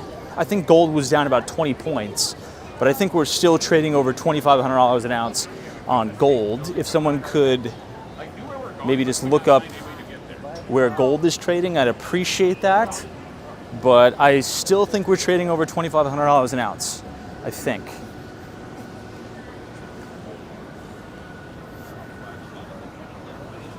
This is an awesome shot of Radio City Music Hall with these American flags. G5400s is $25.91. Okay, so almost $2,600 an ounce. Black Diamond off the grid says government shutdown, buy more Bitcoin. Can't disagree with that, my friend. Cannot disagree with that.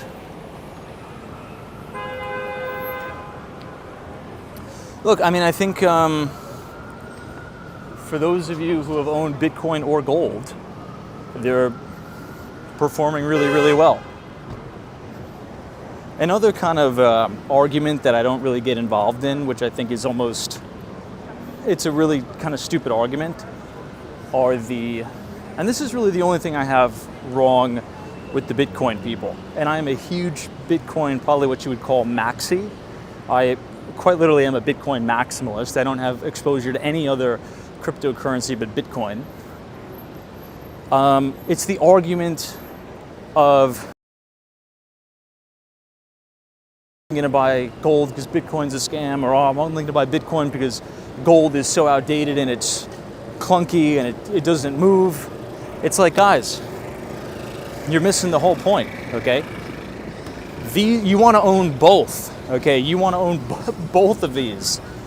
You know, you shouldn't be debating on which one's better or which one's worse. You should be debating the government is our enemy, okay, and is debasing our currency. And we have two unbelievable stores of value, gold and digital gold, one of which is unconfiscatable, right? So have your physical gold, that's fine. But, you know, when Peter Schiff trashes Bitcoin, you know, he could be a real proponent of the space and be a real ally of the space, because gold's going to perform well. But Bitcoin has properties that are of the new age and that are truly unconfiscatable, right? The government can seize your gold, right? The government could just forcibly take your gold or send you out a letter in the mail saying it's illegal to own gold, which they've done. But you're the only one who has your private keys, right? I'm not talking about if you buy Bitcoin on an exchange and you leave it on the exchange, right? You don't own that Bitcoin. That's what a lot of people who are not familiar with Bitcoin don't understand. If you buy Bitcoin on Coinbase, you have got to get it off Coinbase, okay? Because you don't own that. Our good friend Brian owns that Bitcoin if you leave it on Coinbase, right? Because if it's not your keys, it's not your coins. So get a hardware wallet, buy it on the exchanges, and self-custody. You know, and that is a hedge against all of this craziness that's going on in the world. And just hold it. Don't look at the price. Don't worry about it. You know, it's a volatile asset. I've seen Bitcoin go to 1,000, back down to 500, then back up to 2,400, then all the way to 19,999, then back down again to 4,000. Guys, chill and keep stacking that BTC, my friend. Not investment advice.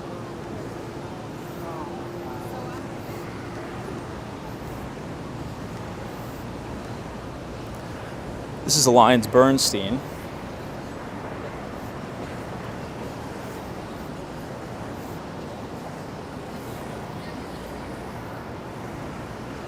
Now, I haven't been following the Sam Bankman-Fried case, but apparently almost everyone on FTX is going to get their money back, right? Which is good news. I think almost everyone that lost money in the FTX fraud is going to be made whole, I think. Now, again, I don't know if that's true or not. I read one article, but I think that is true. Now, technically, right, if we want to get down to a technical sense, they won't be made whole because the Bitcoin that they lost long ago is now worth significantly more. And also, if, you know, they probably had exposure to other alternative coins like ETH, you know, Solana, and those coins are worth significantly more, but I think they'll get back on parity to what they had when they lost it, I think. Ed Dunkels is right, there were no actual losses on FTX, which is such good news. Now, is what I just said is inaccurate, or is what I just said accurate about they got it back on par to what the valuations were worth? That I don't know. I'll have to do research into that. But if that's the case, that's still fantastic news that everyone's going to be made whole on that.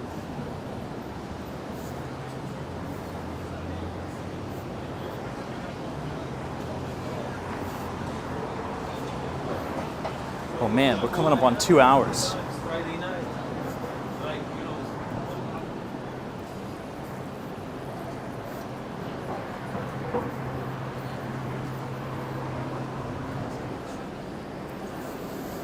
Oh wow, Ed Dunkel's is over par, I think. I just read the Michael Lewis book, SBF was weird, but not evil. Let me take a screenshot of that, Ed. Oops.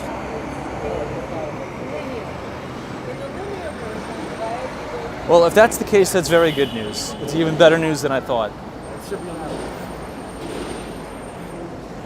Mark Summers says, hey Tom, are you a fan of XRP? I am not a fan of XRP, but I'm a little bit of an outcast. And maybe I'm a little bit of an outlier and I'm wrong, which I probably am. Because there's a lot of smart people in crypto that are working on some of these projects, but I just don't think the risk for me, and again, it's just a personal choice, I don't think the risk is worth it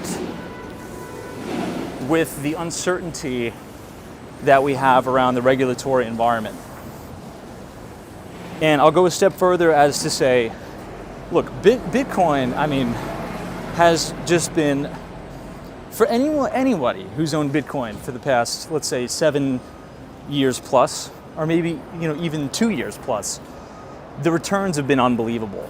So I don't feel the need to try to seek even more volatility, more alpha on these kind of speculative altcoins that I don't even know if they're going to be classified as securities or if it's going to be a big scandal.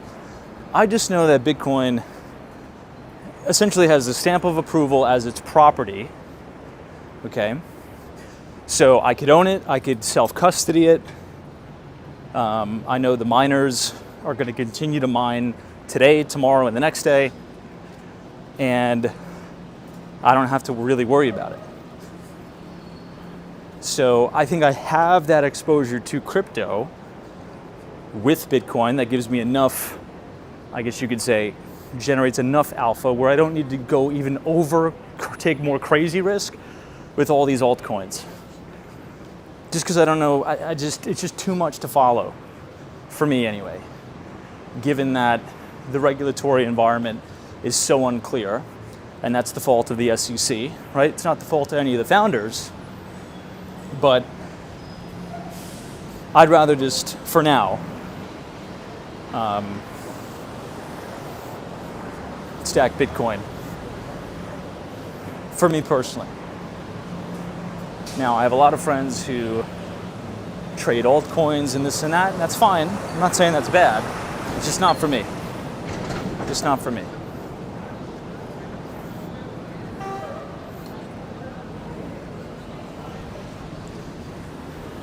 Maybe once Gary Gensler is out of there and we have someone else and they want to just give a complete framework, essentially what we need is a concrete, solidified crypto framework that provides a rule book, a set of rules, right? So it's not such wild, wild west anymore. And when that happens, which it should happen, because if other countries are more crypto friendlier than us, all of that capital and all that innovation is probably going to go to Saudi. It's going to go to the UAE, Qatar, when it doesn't need to go there, right? Selfishly, as an American, it doesn't need to go to South Korea. It should be here, selfishly, right? I know we have a global audience, but I'm an American, so I want to dominate. I don't want it to go to your country. I want it to go here. I'm just speaking my mind. So the SEC's got to get its act together on that front. And yeah, I think it'll be fine. That's true. New England Cryptos says none of them understand it enough to make legit rules around it, unfortunately. That's why I think there needs to be some sort of advisory board with very, very reputable people that should have to provide advisory under oath, so there's no conflict of interest, right? And that could be people who run exchanges, that could be, you know, long-time investors like Michael Novogratz or the Winklevoss or Tim Draper, right? Tim Draper's great. I think he bought a huge block of Bitcoin from the US government when the government auctioned off, I don't know exactly how many Bitcoin was it. Maybe we could Google it. But that was it the Silk Road or was it Mt. Gox? I think it was the Silk Road. Yeah, I think he bought a ton of the Silk Road Bitcoin from the US government. So anyway, I digress. It needs to be some sort of advisory board with really, really smart people that are bound by ethics to make these rules. Then I think we'll be fine.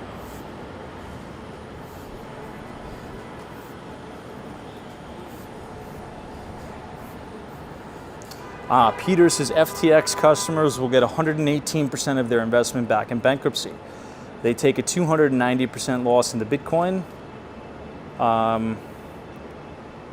That was 16,000 and is now 60,000. Peter, could you email me the source that you're getting that from? Because I'll read it when I get back home.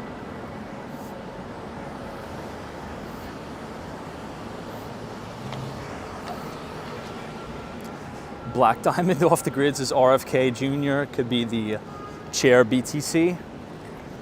Now, I appreciate the presidential candidates that want to get behind crypto and Bitcoin and support it. But and this is not political, okay? This is just my personal opinion. I feel as if when you heard RFK Jr. talk about Bitcoin, it came from a place that he actually knew what he was talking about. And he actually knew like the fundamentals and the value proposition of Bitcoin.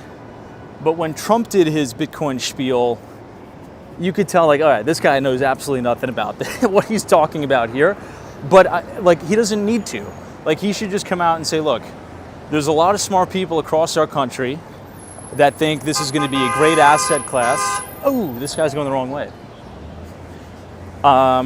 He's like, you should just reason with the American people and say, look, I'm taking significant amounts of my time to learn a little bit more about this.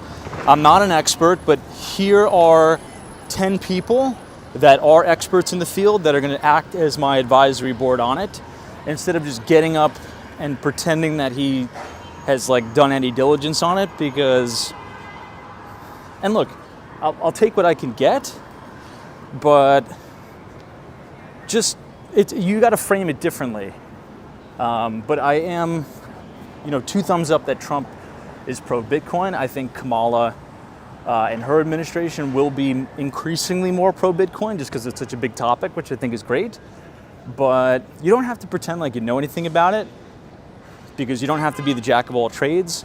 You just reason with the American people, say, look, I don't know too much about it, but I'm going to appoint experts that will be appointed under oath, right? So there's no sort of moral divide or conflict of interest, that they'll make sure the United States is on a path to be a leader in this space. And in the meantime, I will continue to get educated on it. But if you kind of go on stage and just blow a bunch of nonsense, it comes off as, all right, this guy has no idea what he's talking about, but it's good that he's pro whatever I'm pro. If that makes sense. All right, everyone. It's coming up on 2 hours. I want to thank all of you for joining tonight. I think this was a very fun live stream. I really do appreciate all of you coming out every single night and hanging out with us. So appreciate all of you very much. I will see you tomorrow, Friday. Enjoy the rest of your Thursday night. Be safe. Finish the week strong. Continue to live well, prosper. I wish you a lot of health, wealth, and happiness, peace, prosperity, and signing off from New York City. We'll see you guys tomorrow. So thank you, Janice. Thank you, Mohammed.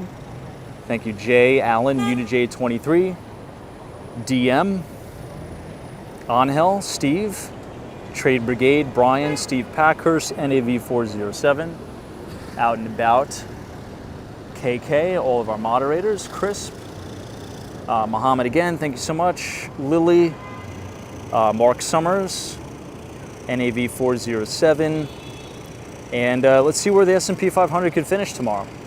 Take care, everyone. New England Crypto, Professor Dario, Hal T. Take care.